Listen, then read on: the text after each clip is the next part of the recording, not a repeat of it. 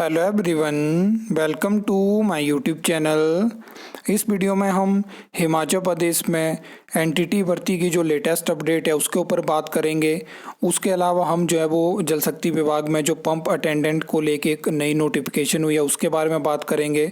और लास्ट में हम बात करेंगे इलेक्ट्रिसिटी बोर्ड में जो टीमेट भर्ती है, जो लाइनमैन भर्ती है, उसके बारे में हम बात करेंगे। तो वीडियो को अंत तक ज़रूर देखना। सबसे पहले हम बात करेंगे एनटीटी भर्ती के बारे में।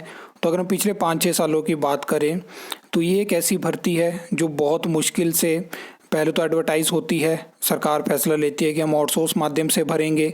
उसके बाद क्या होता है कि 6200 के आसपास ये वैकेंसी थी, जिसमें कि सिर्फ 50% पोस्ट जो है वो एडवर्टाइज़ होती है। और उस दौरान भी कई तरह के विवाद हमें देखने को मिले, जिसमें कि बहुत सारे कैंडिडेट जो थे उनका कहना था कि इसमें जो डिप्लोमा कुछ स्टूडेंट ने सबमिट करवाए हैं वो फेक हैं। बहुत सारी ऐसी चीज़ें होती हैं। उसके बाद क्या होता है कि सरकार जो है वो जो 50% वैकेंसी एडवर्टाइज़ हुई थी, उसके अलावा जो 50% बची थी उनको रोक देती है। और उसके बाद शुरू होता है कि पहले हम 50% जो वैकेंसी हमने एडवर्टाइज़ करी है उसके रिज़ल्ट हम निकालेंगे। तो जो कंपनीज़ जिन्होंने आउटसोर्स रिक्रूटमेंट करवाई उनको यही जानकारी नहीं थी कि कौन से डिप्लोमा जो है वो मान्यता प्राप्त संस्थानों से हैं। तो उसके लिए क्या होता है कि फिर जो एजुकेशन डिपार्टमेंट है वहाँ से लिस्ट मंगवाई जाती है, उनको भी इस चीज़ की जानकारी नहीं थी।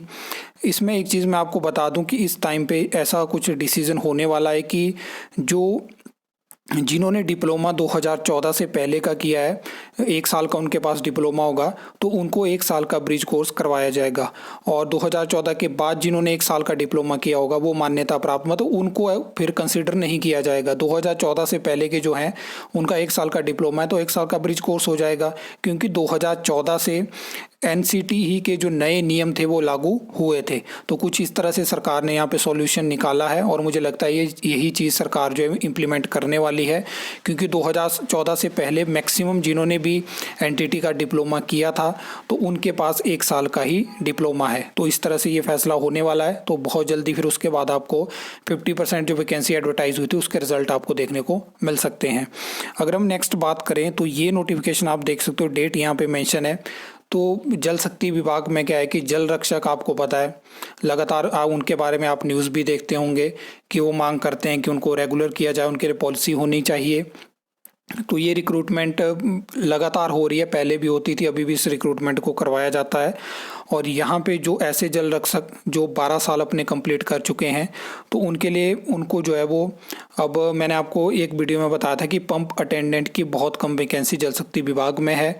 तो यहाँ पे सरकार ने क्या सॉल्यूशन निकाला कि उन जल रक्षक को, आपको पता है कि जल रक्षक की जो है वो जल शक्ति विभाग में कोई पोस्ट नहीं है।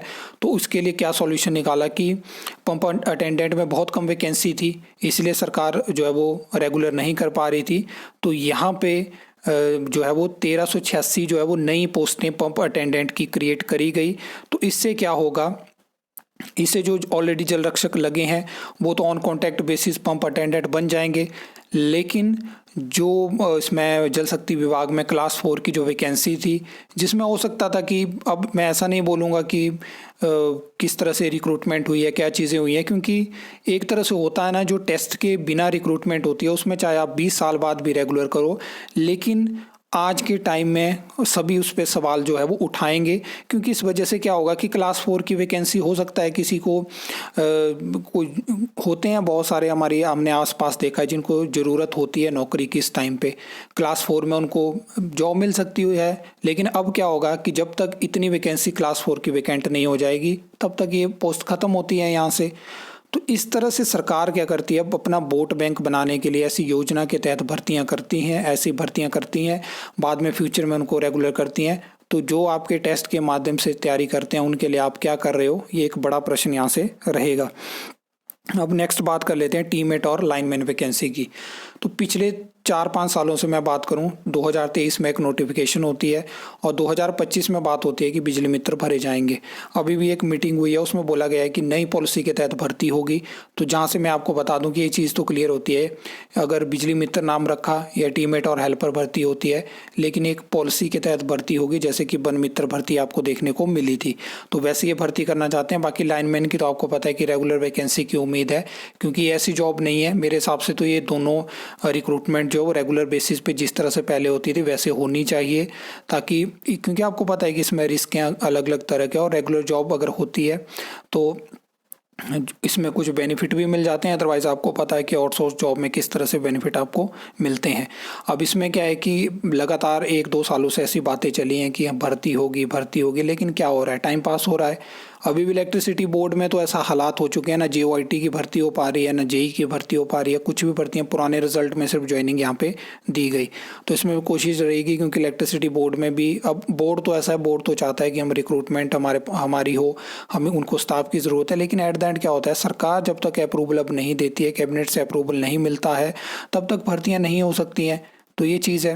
आई होप आपको वीडियो अच्छी लगी होगी, इन्फॉर्मेटिव लगी होगी। तो वीडियो को लाइक कमेंट कर सकते हो, चैनल को सब्सक्राइब कर सकते हो फर्दर न्यू अपडेट्स के लिए।